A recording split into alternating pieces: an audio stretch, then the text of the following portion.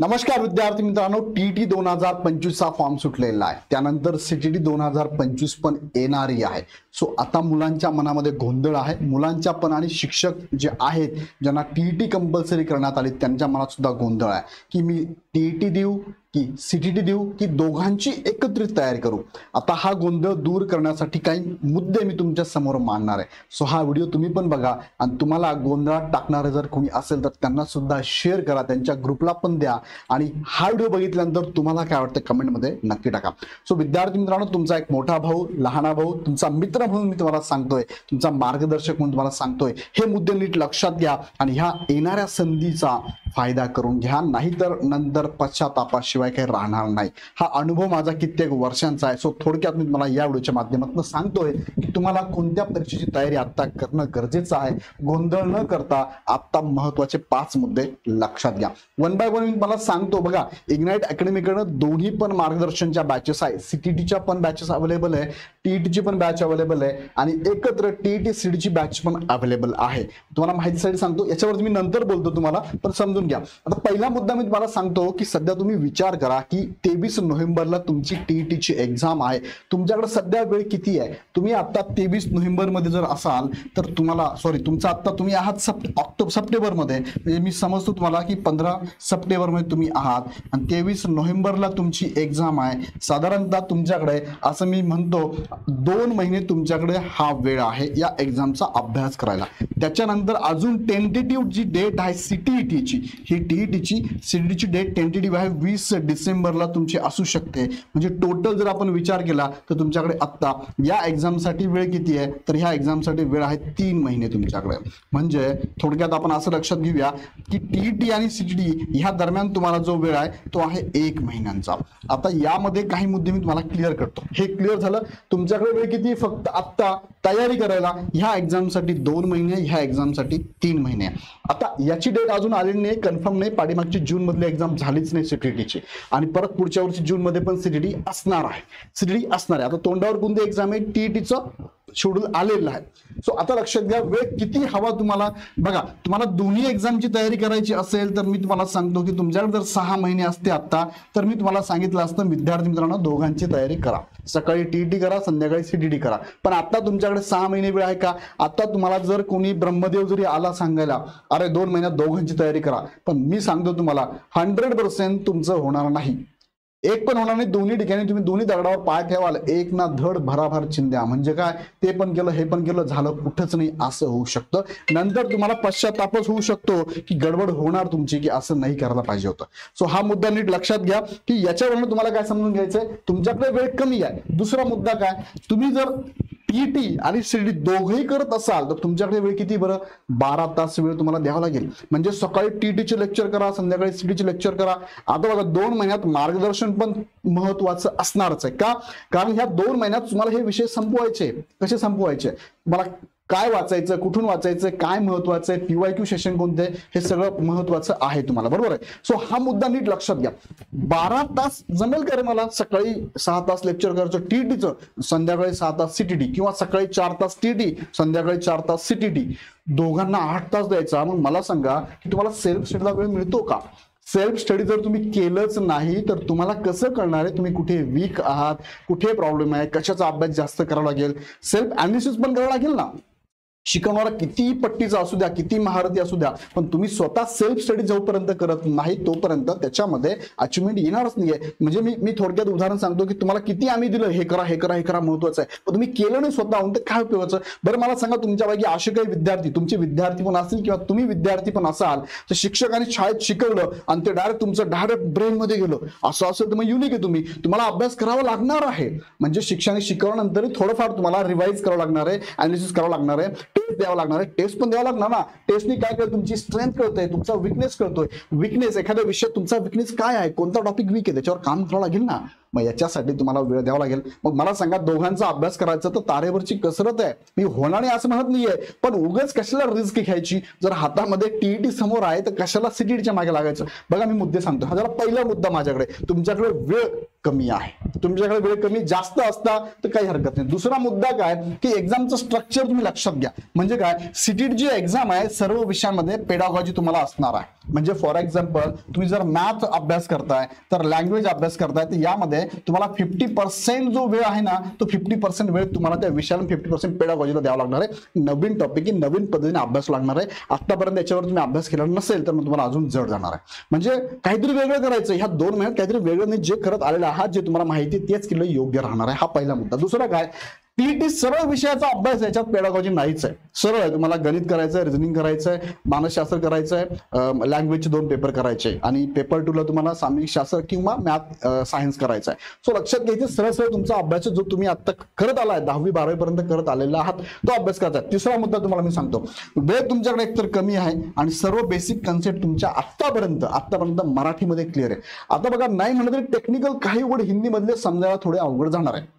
10%, 20%, 30% अवघड जाणार आहे. मग त्याच्यासाठी तुम्हाला वेगळे एफर्ट्स लावा लागणार आहे. हा सगळा विचार केला तर तुमच्या आतापर्यंत जे कन्सेप्ट आहे त्या क्लिअर कशात नाही, मराठीत नाही. मग त्या हिंदीमध्ये, आणि तुम्ही जर हिंदीमध्ये म्हणजे सीटीटी तुम्ही तयारी केली तर क्वेश्चन पेपर कशामध्ये, सीटीचा पेपर कशामध्ये, सीटीईटीचा पेपर हा तुम्हाला हिंदी आणि इंग्लिश मध्येच असणार आहे. त्यामुळे सगळेच विषय हिंदी इंग्लिश मध्ये, मॅथमॅटिक्स पण हिंदीमध्येच आहे, रिझनिंग हिंदीमध्ये, लँग्वेज जे असेल लँग्वेज ठीक आहे, लँग्वेज मध्ये असतात, पण इतर विषय जे आहेत ते पण हिंदीमध्ये, सामाजिक शास्त्र, सोशल, जे टीईटी आहे ते सीटीटीला आहे, सीटीला वेगळे विषय आहेत. सो हे सगळं हिंदीमध्ये करावे लागणार तुम्हाला.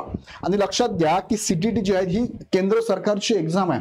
केंद्र सरकार घेते तर साहजिक आहे तुम्हाला सगळ्या राज्यांसाठी ती असते. महाराष्ट्रासाठी एकमेव आहे का, नाही. मग तुम्हाला तो अभ्यास करायचा म्हणजे आवाका वाढवावा लागणार आहे. तोच मुद्दा मला तुम्हाला पुढे सांगायचा आहे की कॉमन विषयां घटक आहेत का, कॉमन आहेत का, टीईटी आणि सीटीचे कॉमन असू शकतात का. बघा लक्षात घ्या, मी तुम्हाला एक्झाम्पल देतो. एक्झाम्पल थोडं मोठं देतो तुम्हाला. युपीएससी एमपीएससी किंवा तुम्ही एक्झाम्पल घ्या, 7वीचा विद्यार्थी आहे किंवा स्कॉलरशिप घेतो मी तुम्हाला, 5वीचा विद्यार्थी आहे आणि 8वीचा विद्यार्थी स्कॉलरशिपचा आहे. 5वीला पण तुम्हाला फॉर एक्झाम्पल 5वीला पण तुम्हाला मॅथ आहे, 8वीला पण तुम्हाला मॅथ आहे. मग मला सांगा, दोन्ही ठिकाणी मॅथ आहे पण डेप्थ वेगवेगळी ना, ही स्टेटची टीईटी आहे, ती सेंट्रलची सीटीटी आहे. लक्षात घ्या. मग डेप्थ वेगवेगळी आहे ना, विषय सारखे पण डेप्थ वेगळी आहे, हे कोण लक्षात घेईल. मग विषय सारखे आहेत मात्र डेप्थ वेगळे, तो अभ्यास वेगळा करावा लागेल तुम्हाला. म्हणजे सीटीटीचा अभ्यास करताना केंद्र सरकारच्या लेवलला अभ्यास तुमचा करावा लागणार आहे. दुसरं काय, सेंट्रल स्टेट लेवल परीक्षा मोठा फरक आहे. विषयानुसार टॉपिकचा आवाका मोठा आहे. कुणाचा आहे, सीटीचा आवाका साहजिक मोठा असणार आहे. आता तुम्ही म्हणाल जर सीटी, बरेच विद्यार्थी म्हणतात सीटी द्या द्या द्या द्या.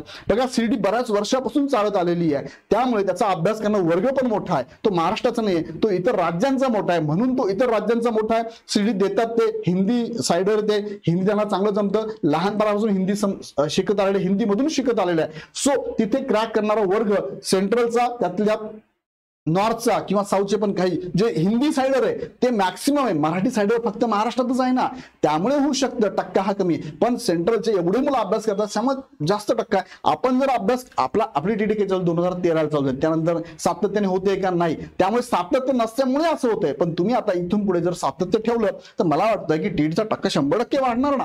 तुम्ही असं म्हणूच नका की टीटीची टक्केवारी जास्त आहे, सोपी आहे. नाही, सोपी कशी वाटते तुम्हाला, रिझल्टवर वाटते. तुम्ही इथे जर अभ्यास केला, तुमचा कन्सेप्ट चांगला आहे, इथे टीईटी मध्ये सातत्याने अभ्यास करणं वर्ग नाहीच आहे, म्हणून तो टक्का कमी. लक्षात घ्या. ओके, हा मोठा फरक लक्षात घ्या. चौथा मुद्दा आहे, परीक्षा माध्यमचं पण नीट विचार करा. मी तुम्हाला मगाशी सांगितलं सीटीटी जे आहे ना, आतापर्यंत तुमचं अभ्यासाचं माध्यम काय होतं बरं.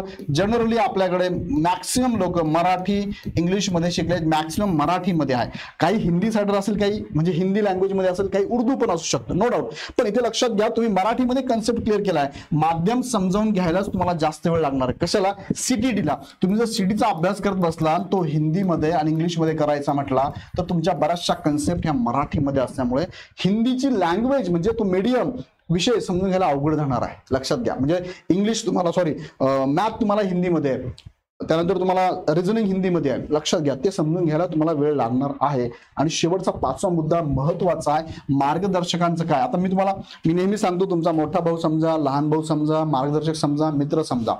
की ह्या 2-2.5 महिन्यामध्ये कुठेतरी तुम्ही मार्गदर्शन घ्यायला पाहिजे. इग्नाइटचं पण मार्गदर्शन आहे, अजून तुमच्या आजूबाजूला असेल त्यांचं घ्या. पण मी तुम्हाला सांगतो, इग्नाइट अकॅडमी गेले कित्येक वर्षापासून महाराष्ट्रामध्ये शिक्षक भरतीमध्ये नंबर 1 आहे. त्यातल्या टीटी एक्झाम मध्ये आपण रिझल्ट जबरदस्त आपले. सो तुम्हाला मी सांगतो, मार्गदर्शन घ्या तुम्ही, पण मार्गदर्शक पण निवडताना काळजी घ्या. उदाहरणार्थ, सकाळी तुम्ही जर टीईटीचा अभ्यास करताय तो मराठीमध्ये, संध्याकाळी तुम्ही सीटीचा अभ्यास करताय तो कशात, हिंदीमध्ये. मग मला सांगा कसं शक्य आहे बरं? तुम्हाला मॅथच करायचंय, मॅथ इकडे मराठीमध्ये गेलं, तिकडे हिंदी इंग्लिशमध्ये गेला. दुसरा मुद्दा काय, सकाळी संध्याकाळी सेम टॉपिक तुम्ही शिकता फॉर एक्झाम्पल, पण वेगळे मार्गदर्शक आणि वेगळं माध्यम आहे. म्हणजे काय, उदाहरणार्थ मी तुम्हाला घेतलं सरासरी हा टॉपिक तुम्ही शिकताय. सरासरी टॉपिक तुम्ही सकाळी मराठीमधून शिकला आणि मार्गदर्शक ए होता. तोच टॉपिक तुम्ही संध्याकाळी हिंदीमधून शिकला, हिंदीमधून शिकला, मार्गदर्शक बी होता. तुमचं कन्फ्युजन नाही वाढणार का? अरे वाढेल ना. जर हा ए फॅकल्टी तुम्हाला शिकवतोय, त्याची शिकवण्याची स्टाईल, त्याचे फॉर्म्युले, त्याचे शॉर्ट ट्रिक वेगळे आहेत, आणि हा बी नावाचा मार्गदर्शक तुम्हाला संध्याकाळी हिंदीमध्ये शिकवणार आहे. म्हणजे बघा, पहिला बदल काय, मीडिया मधून तुम्हाला समजून घ्यावा लागेल. दुसरा बदल काय, यांनी शिकवलेली कन्सेप्ट, याचे प्रोसेस किंवा याचे शॉर्टकट जे शॉर्ट ट्रिक्स आहे त्या वेगळ्या, याच्या वेगळ्या, परत कन्फ्युजन होणार आहे. आता मॅथ रिझनिंगला काय वेगळी फॅकल्टीची गरज आहे का? बाकी विषय ठीक आहे, वेगळे घ्या तुम्ही. पेडोलॉजीला वेगळी लागणार तुम्हाला, हरकत नाही, ती घ्या वेगळी. पण मॅथ रिझनिंगला पण वेगळी फॅकल्टी. मग तुमच्या कन्सेप्ट, तुमच्या ट्रिक कन्फ्युजन होईल. इथे एकच फॅकल्टी असेल तर मी तुम्हाला सांगेल की ठीक आहे, दोघांची तयारी करा तुम्ही. पण पहिलं तर माझं सजेशन तुम्हाला काय, की टीईटीचीच तयारी करावी. सीटी थोडं होल्डवर ठेवा. बरं, पुढे सांगतो तुम्हाला मी, विषयानुसार टीईटी सीटी मार्गदर्शक एकच की वेगळा, मला सांगा. मी तुम्हाला आता सांगितलं, मॅथ रिझनिंगला वेगळे कशाला घेता, एकच फॅकल्टी ठेवा ना. हा एक मुद्दा आहे. आता हे सगळे मुद्दे जर तुम्ही एकत्रित केले तर मी तुम्हाला मागाशी पण म्हटलं की तुम्हाला माझं सजेशन राहील, आणि गेल्या कित्येक वर्षाचा अनुभव आहे. आमची पूर्ण टीम जी तुम्हाला टीईटीला शिकवते, ही सगळी टीम आम्ही एकत्र बसून याच्यावर अनालिसिस केलं. मुलांचे कन्फ्युजन खूप होते, आम्हाला कॉल खूप आले होते. मग याच्यावर अनालिसिस करून मुलांना आम्ही सजेशन देतोय की तुम्ही आता सध्या तरी टीईटीला फोकस करा, सीटीटीला थोडं होल्डवर ठेवा. का सांगतोय होल्डवर? का सांगतो होल्डवर? बघा, सीटीटीची अजून डेट नाही. दुसरं, डेट जरी आली तरी तुम्हाला आता अपकमिंग ही टीईटी आहे. सीटीटीचा अभ्यास करताना तुम्हाला खूप कसरत करावी लागणार आहे. आणि बरेच जण तुम्हाला म्हणत असेल की सर त्याचं पर्सेंटेज जास्त आहे, लवकर क्वालिफाईड होतं.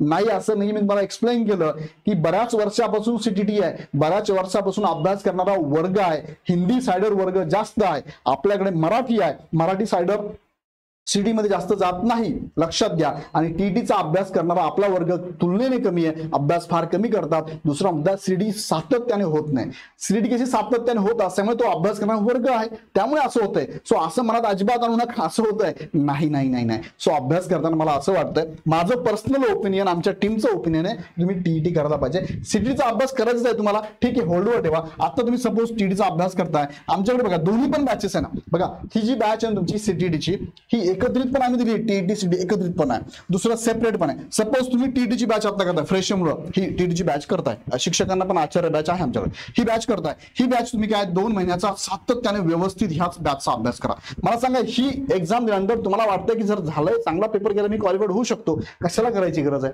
बरोबर, याच्यावर फोकस करा. तुम्ही लहानपणी शिकलात ना, एखादा कागद खाली ठेवतो, भिंग आणि जाळतो आपण. मला सांगा, भिंग हलवत ठेवला तर कागद जळणार आहे का? कागद हलवत ठेवला तर जळेल का? नाही. दोघंही एकदम शार्प कॉन्सन्ट्रेट करावं लागेल, एकाच ठिकाणी पॉईंट आउट करावं लागेल, आणि तेव्हा तो कागद जळणार, तेव्हा रिझल्ट येणार तुमचा. सो एका ठिकाणी फोकस करा, फोकस करा. तुमच्या आत्ताच्या अनुभवातून तुम्हीच सांगा की तुम्ही फोकस करून ती अचीव्ह केलेलं आहे. सो इथे फोकस करा, एकाच ठिकाणी करा. याच्यानंतर 1 महिन्याचा डिफरन्स आहे. 1 महिन्याने तुम्ही याची पण तयारी हवं तर तुम्हाला वाटलं तर करा. पुढच्या 1 महिन्यात कॉमन सब्जेक्ट तुम्हाला माहिती कोणते नाही, पण हिंदी मीडियम मधून अभ्यास करायला हा मेजर इश्यू आहे. दुसरं, 1 महिन्याने तुम्ही जेव्हा ह्याची तयारी कराल, इग्नाइट अकॅडमी तुम्हाला याच्यामध्ये 50% ऑफ देते. 1499 तुम्ही 700 रुपयात बॅच घेऊन टाका. हे 700 प्लस जीएसटी मध्ये बॅच घेऊन टाका. तुम्ही याची तयारी करा, काही हरकत नाही. सो आमच्याकडे दोन्ही अवेलेबल आहे, आणि याची व्हॅलिडिटी तुम्हाला 1 वर्षापर्यंत आहे. म्हणजे ही जर एक्झाम द्याल तुम्ही, परत जून मध्ये तुमची सीटीटी असते, तिला सुद्धा तुम्हाला ह्या बॅचचा उपयोग होणार आहे. सो मला काय म्हणायचं, सगळं अवेलेबल आमच्याकडे आहे, पण मुलांचा गोंधळ होऊ नये, फोकस असावा, एकाच ठिकाणी असावा, रिझल्ट ओरिएंटेड काम करा. आम्हाला रिझल्ट पाहिजे. आम्ही एवढी जर मेहनत घेतोय तर तुम्ही पण मेहनत घेतली पाहिजे. तुम्ही जर मेहनत नाही तर दोन्ही ठिकाणी पाय ठेवले तर मला नाही वाटत दोन्ही अचीव्ह करू शकाल तुम्ही. सो अर्जुनाची पण गोष्ट आहे, अर्जुनला पक्षाचा डोळा उडवता आला. का उडवता आला? त्याला फक्त पक्षाचा डोळा दिसत होता, बाकी कौरवांना सगळं दिसत होतं. सो ह्या सगळ्या गोष्टीतनं बोध घ्या. मी तुम्हाला 2 उदाहरणं सांगितले, यातनं बोध घ्या, एका गोष्टीवर कॉन्सन्ट्रेट करा. ओके, सो माझं म्हणणं नाहीच आहे तुम्ही, पण माझं सजेशन आहे तुम्हाला, ह्या दोघींचा विचार करा. मला तुम्हाला हे पटतंय का मला कमेंटमध्ये नक्की कळवा. मी तुमच्या कमेंटची वाट बघतो. आणि या सगळ्या बॅचेस तुम्हाला इथे अवेलेबल आहे. ऍप डाउनलोड करून डायरेक्ट परचेस करू शकता. हवी ती बॅच घ्या. 88-88-25 या नंबरला आपण कॉल करून माहिती घेऊ शकता. व्हिडिओ कसा वाटला मला कमेंटमध्ये नक्की कळवा. आवडलं तर लाईक करा. तुमच्या सगळ्या मित्रांना ज्यांचा गोंधळ होतोय किंवा जे गोंधळात टाकतायत त्यांना पण शेअर करा. हे 5 मुद्दे महत्वाचे आहे. या आधारावरती तुम्हाला आता निवड करणं सोपं होणार आहे. सो अभ्यास करा, अभ्यास चालू ठेवा. अभ्यासात कुठेही मदत लागली तर आम्हाला नक्की कळवा. पुन्हा भेटूया नेक्स्ट व्हिडिओमध्ये. धन्यवाद.